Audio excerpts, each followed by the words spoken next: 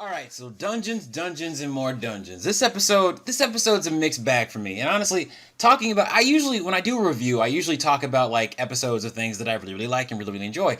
I don't typically do things that I have mixed feelings about.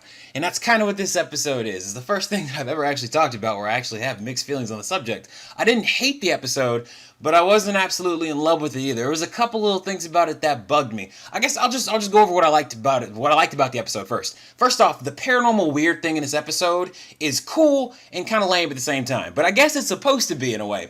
I really, really like the infinite-sided dice thing that Great Uncle Ford has. It's really, really fucking cool. It's this sided dice that you would use in like a role-playing game that has infinite amounts of probabilities. I love that idea. That's so fucking cool. Grunkle Ford goes over like it can do all this other shit. I get so confused with their names. Like I don't know. I'm still mixed up about the whole Stanley and Ford thing. But Ford goes over how like it has all these different possibilities of things that it can do, and that's a really, really, really neat idea.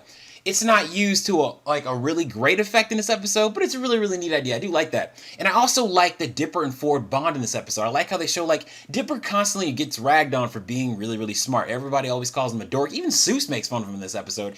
And, like, it really comes down on the kid hard. Like, I feel really bad for him. So he finally manages to find someone to bond with, his uncle. And they get along great. I love these two on screen together. They have such a great chemistry together. And I love J.K. Simmons as the author. They're so great. I love just seeing these two interact. They're both such fucking dorks that it's so fun to see them on screen together. That scene where they're in the basement bonding over the game and enjoying it, just nerding out together is so great. I love seeing them bond, and I love that Dipper finally has someone to talk to. That stuff was really, really great. I love that kind of stuff. I also like the fantasy element to a degree. I wish they would have done more with it in the episode, but I liked it to a degree. I also really, really loved Weird Al Yankovic as the wizard. That was fucking awesome. He always does a great job. Like, I was hoping that he was going to be a bad guy when I heard he was going to be a part of the show. I'm so relieved that he ended up being one because he was fucking fantastic. I loved him as it.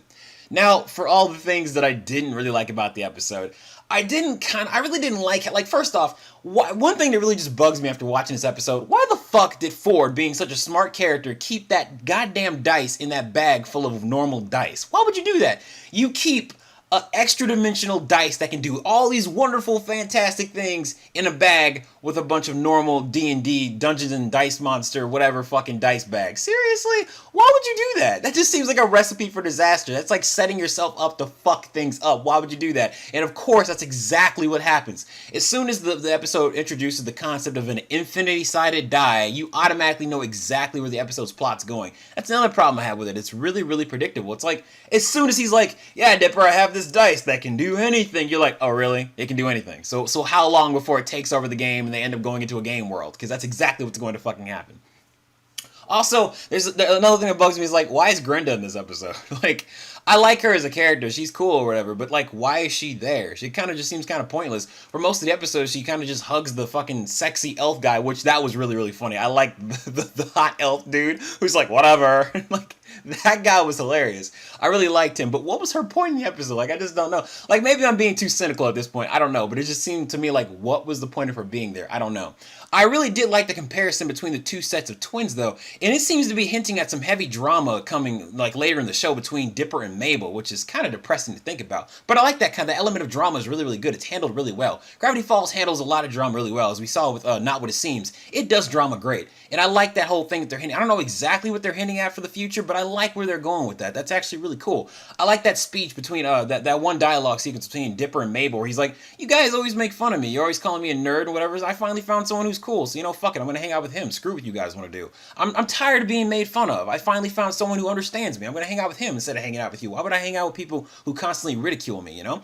I like that scene, and Mabel actually feels bad. Like, she's like, wow, you know, I do kind of feel shitty. Yeah, because you guys are constantly mean to him. Like, what do you expect? There's one scene where he's, like, playing Dungeons, and more Dungeons by himself outside with the goat. Like, I feel so bad for Dipper. He's like, you know what, maybe I should just go back to obsessing over Wendy, you know, at least it gave me an identity, you know, I feel so bad for that guy.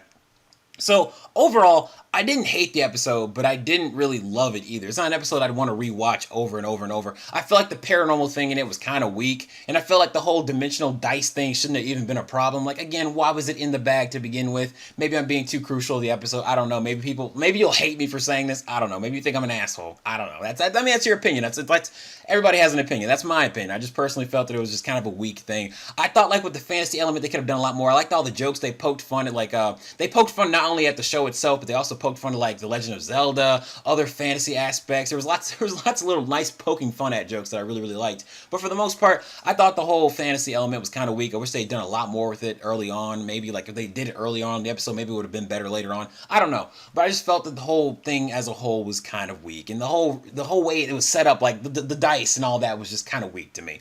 I liked Weird Al as the villain, but the other guys were just kind of bland characters, with the exception of, like, the sexy night elf, that was kind of funny. But he didn't have a lot to do. He, like, lighted a fire at one point and made jokes, and that was it.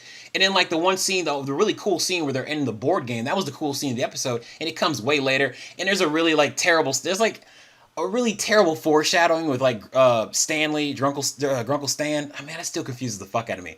With Stan, there's a like foreshadowing with Stan and, like, a piece of bubble gum. I'm not gonna say any more than that, but really, the show even, like, kind of, like, stops for a second and plays, like, a dramatic, like, stinger of music when he chews the gum. Like, seriously, let me guess, the gum's gonna come back and play later in the episode. Really, it's a really predictable episode to me. Maybe I'm thinking too much about it. Maybe that's my problem. But to me, it was just too much of, like, a predictable episode. I'm hoping the next ones are, like, a lot better. I've heard, like, the premise of it. It's like the Stancharian candidate. I'm guessing, like, I don't know the premise of it, but I'm guessing from the title, like, Grunkle Stan is running for president or mayor or something, some government official. So that should be really, really funny. I hope so. The jokes are really good in this one. It was actually pretty funny. Weird Al got out a lot of funny lines. I like the scene where he breaks out the lunch that his mom packed him.